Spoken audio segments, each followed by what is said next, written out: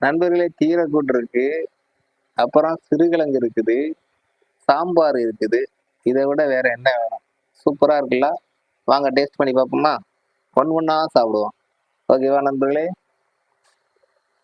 இன்னைக்கு உங்களுக்கு சாப்பிட்டு காட்ட போறேன். ஃபர்ஸ்ட்டு சாம்பார் சாதம். சாம்பார் நல்லா குழச்சி, அப்படி ஒரு வாய் போட்டோம்னு வைங்களேன். ம். அருமையான சாம்பார். அப்புறம் பாருங்க, கீரை பொரியல். எப்படி இருக்கு பாருங்க. இதெல்லாம் சாப்பிட்டீங்கன்னா கண்ணு நல்லா தெரியும். ட்ரை பண்ணி பாருங்க.